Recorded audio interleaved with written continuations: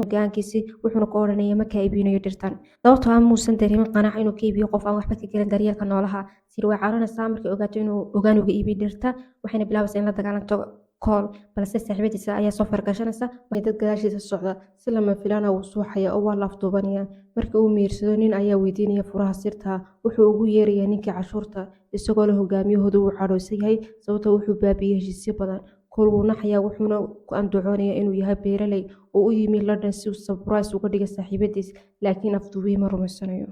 kool ayaa sidoo kale wuxuu ogaanaya siri in ay tahay ninka ugu yeedhay ninka cashuurta laakiin uu isagu ku dhacay daminka iyo in kooxda burcada ay isagu malinayso ninkaas siri waxay ku guulaysanaysaa inay toogato dhammaan raggii kooxda kasoo horjeeday laakiin kool wuxuu ka cabsanayaa mana dilo waxayso waxayna tooganaysaa kooxdii iyada eryanayay halkaasoo kool uu cabsanayo oo uu arkayo dad badan oo hortiisa ku dhimanaya isagoo oo ku odhanaya inuusan rumaysan karin inay afduubatay oo ciqaabtay kadib markii ay soo baxeen intaa kadib kool ayaa baska kasoo dhacaya wuxuuna qabsanaya bir sare waxaanuu ku dhigay birta isagoo qaylinaya ayuu bilaabaya inuu ka codsado inuu siri laakiin uu ku daraysanaya si ay u sheegaysan ninka inuu ciijiyo laakiin ugu dambeyn kool wuxuu ku guulaysanaya inuu daawaco ninka isagoo isticmaalay geeska qodaxda leh wuxuu ugu dambeyn waxa uu suurtagelisay inay baxsadaan waqti waxaa soo muuqanaya madaxda burcada oo lagu magacaabo aflag wuxuuna ku sugay dib waxaa muuqanaysa iyagoo maraya wado wuxuu dareemay kool sababtoo ah dad badan buu dilay wuxuu ku eedeynaya siri inay been u sheegaysay waqtigaasoo dhan waxay ugu jawaabaysaa inay haayeen dadkaas dad xun ay sameeyeen wixii saxda ayagu sheegaysaa inay u sheegto waxyaalo badan oo ay dadka u sheegin markaas wuxuu ogaanaya saaxiibadiisa siri ay dhimatay inay la shaqeynaysa cadowgooda oo iyadu dishay markaas ayuu rumaysan waayay inay xiranaysa kadibna waxay u tagaysaa qof ay garanayso markuu soo arko dirto wuu dhukanaya markaas ayuu ogaanaya inuu yahay saaxiibkeedii hore oo gacanta ku waayay iyada darteed lacag waxayna ka dalbanaysaa inuu gaarsiiyo London kadib aflaak wuxuu ku amray raggiisa ayuu rumaysan waayay inay been u sheegaysay waqtigaasoo dhan markaas ayay xanaaqaysaa siri waxayna ku andacoonaysaa inay saaxiibadeed dishay dad badan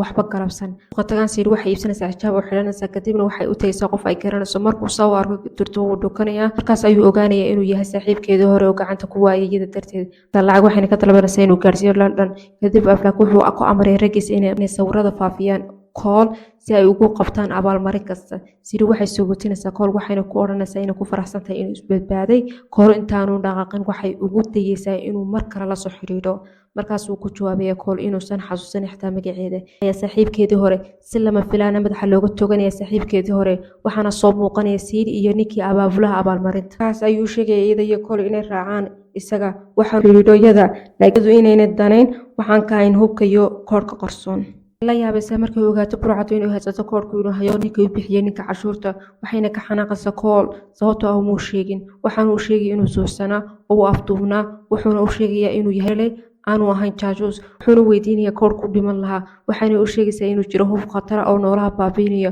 oo ku jira boorso xiran oo leh koodh qarsoon saaxiibadeedii dhimatayna waxay ogaatay koodhka dishay saaxiibadeed ka hore tani koodhka u dirin aflag burcaduna waxay u haysataa koodhka inay iyadu hayso laakiin xaqiiqda waxa weeye saaxiibadeed way baabiisay koodhka intani dhiman ka hor